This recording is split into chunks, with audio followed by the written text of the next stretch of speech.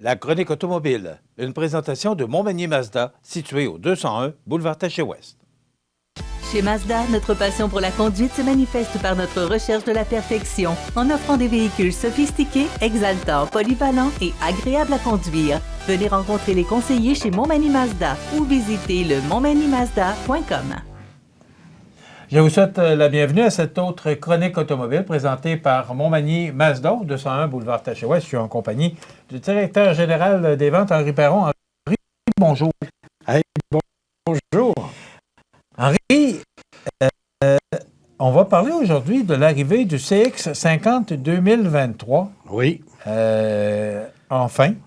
Enfin, ben écoute, il est arrivé au mois de mai, tranquillement pas vite. On a eu une petite quantité, tranquillement pas vite. On a eu une petite quantité qui sont toutes déjà livrées. Là, présentement, je prends des commandes pour les autres. Écoute, c'est un véhicule qui est extraordinaire, une finition vraiment là, impeccable. On peut se comparer avec les Mercedes de ce monde et les gros VUS. C'est un véhicule qui est beaucoup plus robuste. Il est beaucoup plus polyvalent pour faire du hors-route. C'est un véhicule vraiment là, que la petite famille qui veut s'en aller dans le bois avec ça ou qui traîne des kayaks, qui traînent des canots, qui font beaucoup de sport. C'est un VUS, c'est un véhicule de sport, oui. C'est un petit peu plus gros qu'un CX5. Ça a 3 pouces de plus large, 3 pouces de plus long. Ça a à peu près 2 pouces de plus petit en hauteur. Pour le plafond, oui. Oui. Après mais ça... là, parce que le CX9, il est plus long. Gros, oui. Alors, ça se compare, le CX50 se compare à quoi? Il est entre les deux. Entre les deux? Il est entre les deux. Puis, qu'est-ce qui est le fun dans sa polyvalence? C'est qu'on peut mettre un rack sur le top. D'abord, ça se trouve être un toit ouvrant panoramique qu'il y a dessus. Puis, il y a un rack qui est vendu par Mazda que tu peux mettre une tente dessus. Okay. Il y a un kit, là, tu sais, la personne qui dit « Ah, moi, je m'en vais avec ma femme, on s'en va dans le bois, on fait du kayak, puis hop, on décide de coucher, au lieu d'arriver puis d'être à terre avec ta tente, ben ils ont un kit au complet pour arriver puis de s'amuser à l'extérieur. Puis, écoute, le rack même, tu peux mettre jusqu'à 800 livres dessus. Fait que t'es très bien 2 personnes. Puis tu sais, t'es pas à l'humidité, t'es pas dans le bois qu'un ours peut arriver. Tu sais, c'est un paquet de petites bebelles là, qui est vraiment intéressant. Et pourquoi Mazda a sorti un véhicule comme ça entre le CX5 et le CX9? Parce que le CX5 était, un beau complément avec le CX9. Oui. Le CX9, c'est quand même familial. Moi, je dirais que c'est un véhicule utilitaire sport, le CX9? Oui. Mais familial. Familial. Alors, c'est quoi le CX50, c'est différent. C'est vraiment plus pour aller s'amuser dans le bois. C'est un véhicule qui est plus rigide, qui est plus rough. Tu sais, dessus, tu as des off-road qui se trouve être un système de... Quand tu rentres vraiment dans un vase ou n'importe quoi, qu'il y a un contrôle qui se fait pour l'intégrale dessus. C'est un 4 roues motrices. Écoute, c'est pour aller se battre avec un peu Subaru, puis c'est pour aller se battre un peu contre Volvo quand Mazda a fait ce genre de véhicule-là. Il est chaussé sur... Il est chaussé sur du 20 pouces dessus. Les pneus larges font un bon pneu large. Le travail. Écoute, là-dedans, on a 2 sortes de moteurs qu'on peut avoir. On peut avoir le 2.5 de 187 forces, 186 livres de torque. Tu peux avoir le modèle turbo que lui si on y va avec de l'essence régulière, il y a 227 forces, 310 livres de torque. Puis si tu mets du super, il se trouve avoir 256 forces puis 320 livres de torque. Juste pour te dire, de 0-100, le turbo, il fait 7 secondes du 100 kg. De 0-100, 7 secondes. Puis mon autre, il fait 9 secondes. Tu as 2 secondes de différence avec le turbo. C'est un véhicule que normalement, tu vas rouler à peu près dans... si on prend le 2.5 régulier, tu vas faire du 8.9 combiné. Puis le turbo, ça va faire du 9,4 combiné. C'est quoi ses particularités? C'est quoi l'équipement qu'il y a? Bon, tu nous as parlé un peu là, pour travailler là, dans la vase ou dans le bois, c'est idéal parce que c'est chaussé sur du 20 pouces. Oui. Mais à l'intérieur, siège en cuir? Siège en cuir là-dessus. La finition du tableau de bord, la finition des intérieurs, là, c'est vraiment super qualité. Les tours d'ailes, les ailes bombées à l'extérieur. Non, c'est un véhicule qui est super agréable, on va dire. Très surprenant à essayer. C'est un véhicule présentement qu'on est en commande naturellement. On a des versions Est-ce qu'on l'a est-ce que là, au garage? J'en ai pas. Ils sont tous vendus. Bon. C'est malheureusement, c'est ça. Hein? On va se reprendre. Pas grave, on va se reprendre. Quand est-ce que tu vas les recevoir? Bien là, c'est là que je vais recevoir. Malheureusement, ils sont tous vendus. Parce que là, j'ai même un carnet de commandes. Présentement, avoir un CX5 chez nous, on parle environ de 4 à 5 mois. Un CX50? Un CX50, excuse-moi. Oui. Oui. Fait que, tu sais, 4 à 5 mois? 4 à 5 mois au moins avant d'avoir un CX50. Malheureusement, c'est ça. On a un véhicule qui s'en vient, qui va être un CX50 hybride qui va s'en venir. Normalement pour la fin 2023. Ça, c'est intéressant. On va commencer à surveiller ça, les véhicules hybrides. Hein? On va commencer, nous autres, à en avoir. Écoute, on n'a pas le choix aujourd'hui. Mazda est toujours un petit peu plus lent que les autres pour faire des choses, mais quand ils sortent de quoi, ils veulent que ça soit parfait. Comme nous autres, nos voitures qui vont être hybrides rechargeables, il y en a qui, les hybrides, ils n'ont pas de transmission. Tu sais, ça marche par l'électricité. Mais nous autres, on a une transmission automatique de 8 vitesses qui s'en vient là-dessus. Puis, il y a hâte de voir ça. Les véhicules hybrides Mazda, on pourra sûrement, à un moment donné, aller ce que tu en sauras. Ce serait le fun d'aller voir... oui, d'avoir en stock, j'ai de la misère un peu. Parce que là, on a tellement peu que... Client, à un moment donné, là, j'ai beau le faire attendre, mais là, faites quoi? Là? La demande est forte. La demande est forte. Tout le monde, on a à 2 piastres du litre.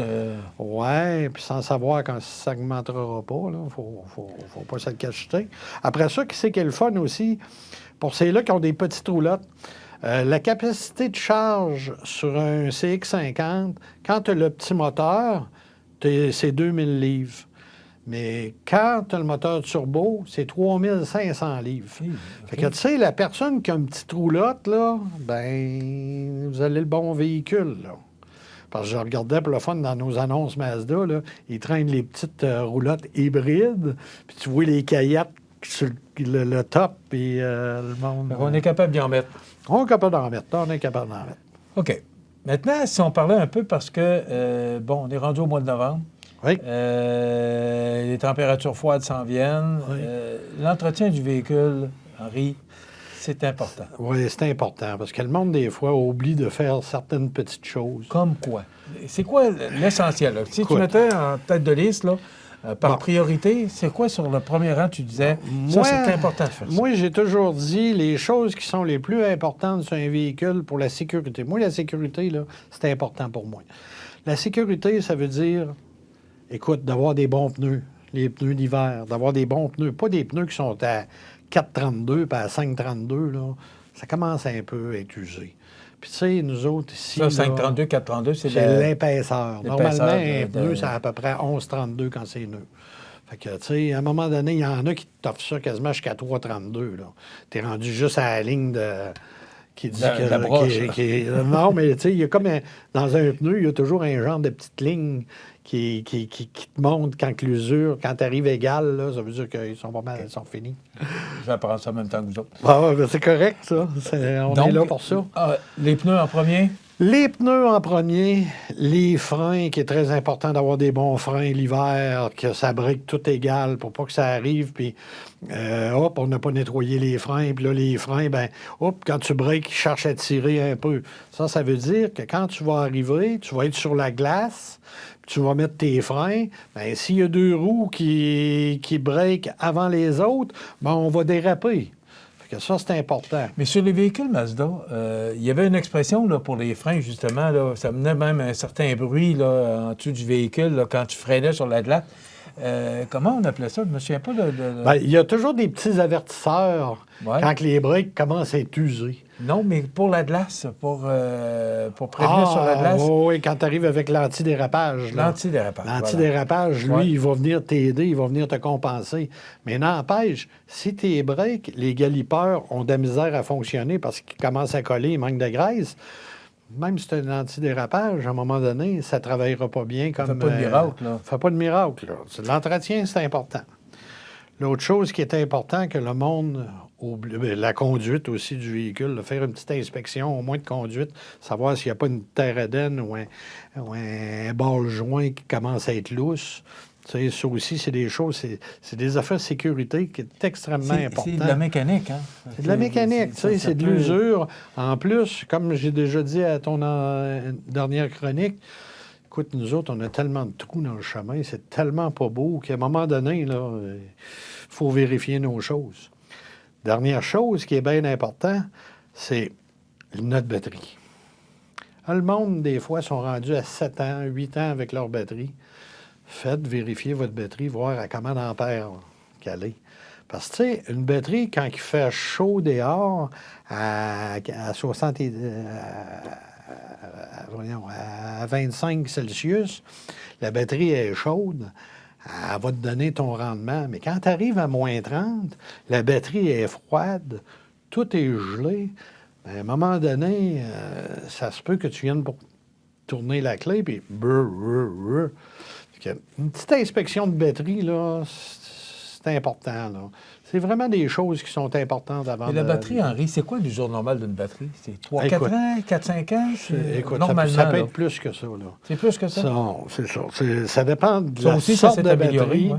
Ça dépend. Bien, ça a toujours été à peu près... Bien, écoute, on a à cette heure, il y en a des batteries qui sont encore plus de classe qu'avant, que tu vas payer 400$ la batterie au lieu de payer 200$, là.